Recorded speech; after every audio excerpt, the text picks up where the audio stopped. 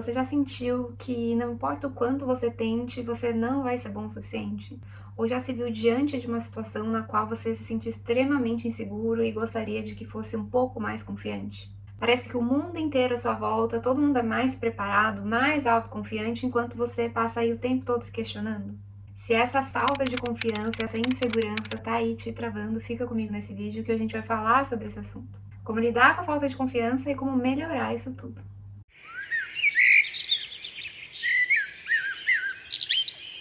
Oi, gente, meu nome é Letícia e eu trago aqui no canal reflexões e inspirações para nos ajudar a superar os desafios da vida adulta e ter uma vida mais feliz, mais plena, que tem mais a ver com quem a gente realmente quer ser. Então, se esse tipo de assunto te interessa, eu te convido a se inscrever aqui no canal, assim a gente se vê mais vezes. Bom, então por que será que a gente sente falta de confiança? A grande verdade, eu acho que eu posso me arriscar a dizer, é que a gente nasce, talvez, já autoconfiante. A gente não tem como característica inata, eu diria, esse autoquestionamento constante. Mas dependendo do ambiente que a gente cresce, na realidade o que acontece é que a gente vai adquirindo isso. Talvez se tivéssemos pessoas que estavam o tempo todo questionando aí nossa capacidade, nossas habilidades, e a gente vai internalizando essas vozes.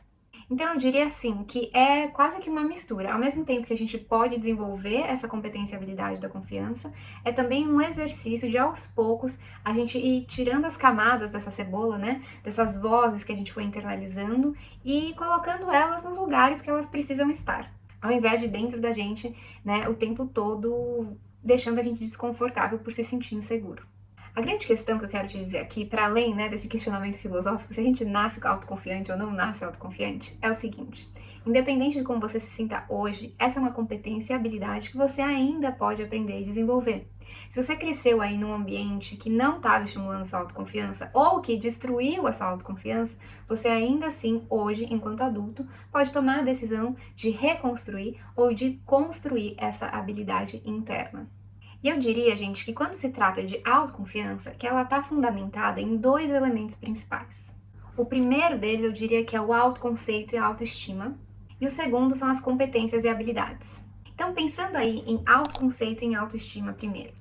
Na psicologia, né, principalmente nas terapias cognitivas comportamentais, que usam bastante desse termo, né, de autoconceito, eles entendem de que esse autoconceito é justamente o que a palavra sugere, como que a gente se percebe, como que a gente se vê enquanto ser humano, enquanto indivíduo.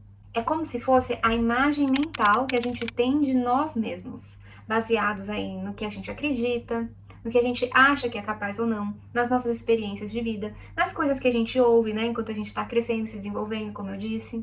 Quais são as nossas crenças enquanto seres, enquanto nós mesmos, quanto, por exemplo, as nossas fraquezas, as nossas qualidades. Basicamente, o autoconceito ele vai responder à pergunta: quem sou eu? E aí é claro, né, gente, a resposta para essa pergunta vai influenciar diretamente na nossa autoestima, na nossa confiança e em como a gente se relaciona com o mundo e com a gente mesmo. A gente pode dizer que o autoconceito tem 4 elementos principais. Então, a autopercepção, que é como você se enxerga, por exemplo, sou tímido, sou muito raivosa, sou extrovertida. A questão da autoimagem, que é a sua visão em relação à sua aparência e às suas habilidades. A questão da autoeficácia, que é justamente o quanto você acredita na sua capacidade de eficácia, por assim dizer, na sua capacidade de realizar algo.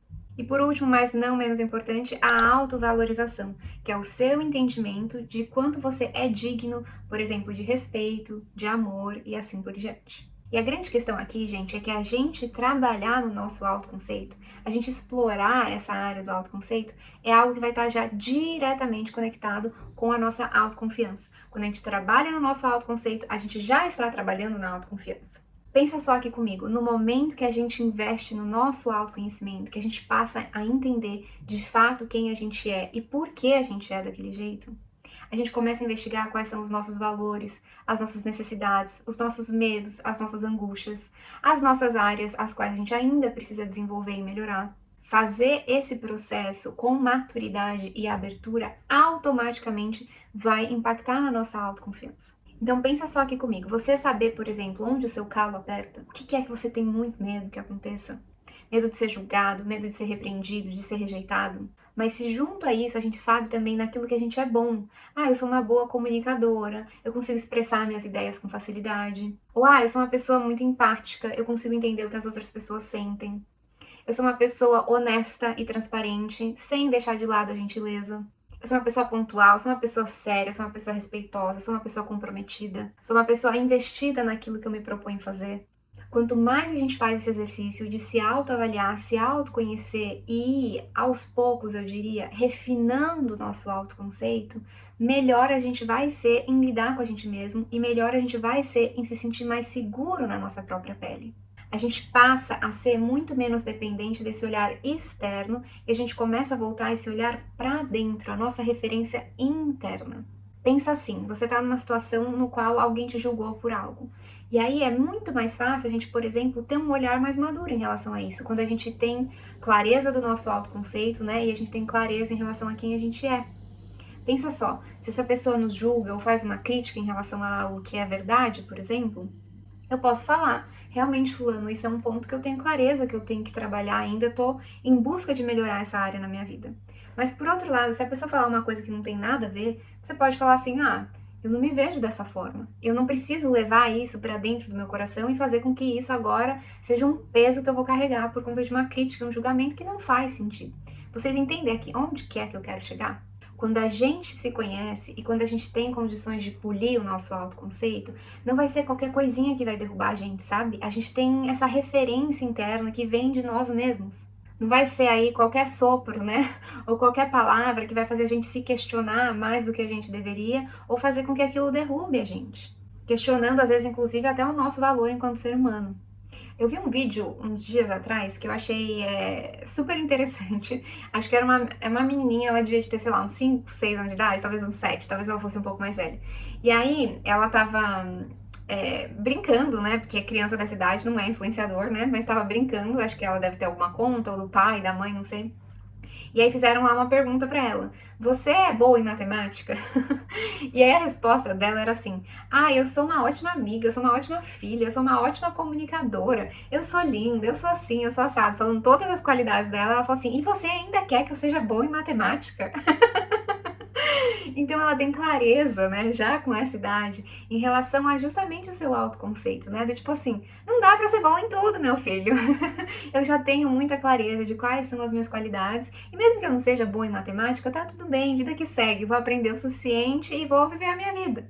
E por mais, assim, engraçadinho e fofo que isso seja, é um lembrete para nós também, enquanto adultos, a gente poder encarar situações, né, desse lugar um pouco mais assim, do tipo assim, tudo bem, eu não sou boa nisso, mas eu já sou boa em tantas outras coisas, eu tenho tantas outras qualidades, não vai dar pra ser bom em tudo, tá tudo certo. Isso significa que a gente vai deixar de lado os pontos que a gente já sabe que a gente precisa melhorar e que são da nossa responsabilidade, ou que a gente tá pecando e tá errando?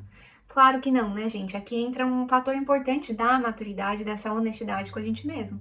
Mas poder fazer esse exercício de falar assim, pô, não dá pra ser bom em tudo, né? Tô aqui, tô tentando, tô fazendo o meu melhor e tá tudo bem, vida que segue, é muito importante e muito saudável, muito positivo.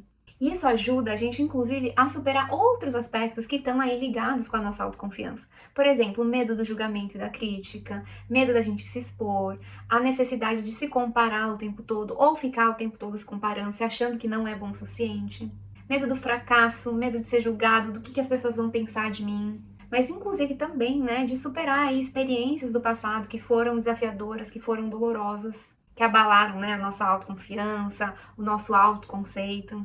Isso ajuda a gente, inclusive, a ganhar mais segurança e se sentir de fato mais confiante para encarar novos desafios. E colocar em prática aí, talvez tentar colocar em prática, né, coisas que a gente nunca fez antes, poder explorar novas ideias, novas possibilidades. A grande questão é que isso expande muito o horizonte da nossa vida. Eu vou te falar uma coisa, a gente trabalhar na nossa autoconfiança, às vezes é algo que vai dar, assim, muito trabalho, né? Vai ser trabalhoso. Mas, por outro lado, a gente viver uma vida na qual a gente tá o tempo todo se sentindo inseguro e não confiante na gente mesmo, na nossa própria capacidade, é algo que é ainda mais trabalhoso. A gente acaba perdendo uma série de oportunidades, a gente acaba dizendo não para coisas que iriam nos beneficiar, justamente, às vezes, pelo medo de errar, de falhar, de ser julgado, do que as pessoas vão pensar. Às vezes você tem aí uma ideia maravilhosa maravilhosa que pode transformar a sua vida para melhor, transformar a vida de outras pessoas para melhor, e você não faz porque você tem medo do que as outras pessoas vão pensar. Olha só que desperdício, que judiação. Mas vamos falar então, talvez, da questão das competências e das habilidades, que é esse segundo elemento em relação à autoconfiança. A grande questão, gente, é que no momento que a gente começa a trabalhar no nosso autoconceito, a gente identifica com muito mais clareza o que é que a gente precisa melhorar. Bom, ou às vezes o que a gente precisa aprimorar e até desenvolver do zero. Mas o meu ponto aqui é o seguinte: vamos dizer que tem alguma coisa aí na sua vida que você já identificou que você não é bom e que ela vai ser muito essencial na sua carreira, na sua vida aí com seus familiares, com seus amigos. Mesmo que a sua autoconfiança não esteja aí toda desenvolvida ainda, você pode investir em desenvolver essa outra habilidade. Vamos supor que você tenha aí alguma dificuldade com a sua comunicação, com a sua assertividade. Isso é uma competência que a gente também desenvolve. E isso pode explicar muitas das vezes por que a gente se sente ainda menos confiante. A frase ficou meio estranha. Mas o que eu quero dizer aqui pra você é o seguinte: muitas das vezes a nossa falta de confiança, ela vem justamente de uma necessidade de desenvolver uma habilidade. Por exemplo, a sua comunicação, a sua assertividade é algo que você pode aprender. Se você vai a muitos eventos sociais e você não sabe dançar, e você sente que aquilo é constrangedor de alguma forma, você pode aprender a dançar. Se você se sente pouco confiante aí, porque você quer chamar uma pessoa pra sair, alguém que você admira, que você gosta, que você tem um crush, sei lá eu, você pode aprimorar a sua comunicação e descobrir formas de fazer isso de um jeito um pouco mais leve, mais tranquilo. Isso significa que logo de cara você vai estar se sentindo super confiante quando você for fazer algo novo pela primeira vez, quando você ainda está desenvolvendo essa habilidade? É claro que não, né, gente? Mas a gente precisa se expor. Como o próprio senso comum diz, né? Quanto mais a gente pratica, melhor a gente se torna em algo. E se tem alguma competência e habilidade aí na sua vida que você já identificou que vai ser muito importante em relação à autoconfiança, vale muito a pena você investir nisso. Tudo bem, então como lidar então com a falta de confiança? Bom, eu já pincelei algumas dessas coisas na primeira parte do vídeo, né? Não dá pra gente separar tudo assim, preto no branco, mas tem alguns pontos que vão te ajudar a te dar um direcionamento e mais clareza. O primeiro deles é o seguinte: não dá pra gente esperar se sentir pronto. Muita gente tem essa ideia de que a confiança, ela precede a ação. De que primeiro eu me sinto confiante para depois eu agir. E a grande verdade, gente, é que isso é uma minoria das pessoas que agem assim. A grandíssima maioria das pessoas, quando tá fazendo algo novo ou algo desafiador, a confiança, ela vem depois da ação. Depois que você foi lá, você se expôs, você tentou, você errou, mas aí você foi aos poucos superando, adquirindo uma nova habilidade ou conquistando algo que você vai se tornando mais confiante. O segredo aqui, gente, é que a gente tem que abrir mão do perfeccionismo e agir mesmo assim, mesmo que a gente não se sinta 100% preparado. Ponto número 2, para te ajudar nessa jornada, é você relembrar suas pequenas vitórias. Lembra que eu falei para vocês sobre o autoconceito e a sua autopercepção? Esse exercício pode te ajudar muito nisso. Quais foram as coisas que você já conquistou? Quais foram os desafios que você já conseguiu superar? Qual foi aí uma situação na qual ela foi inesperada ou desafiadora e você teve um comportamento, uma atitude muito legal? Você falou algo muito bacana que influenciou aquela situação a se resolver? Ou que fez o dia de alguém melhor, que fez a diferença na vida de outra pessoa? Uma coisa é fato e eu tenho toda certeza, você já superou desafios antes. Porque isso faz parte da gente ser humano. Então, se você já fez isso uma vez, será que você aí não merece um pouquinho de crédito? Quais foram as coisas que você já conseguiu realizar? E o que será que elas podem indicar para você enquanto ser humano e as suas qualidades? O ponto número 3 é para você cuidar da forma com a qual você fala com você mesmo.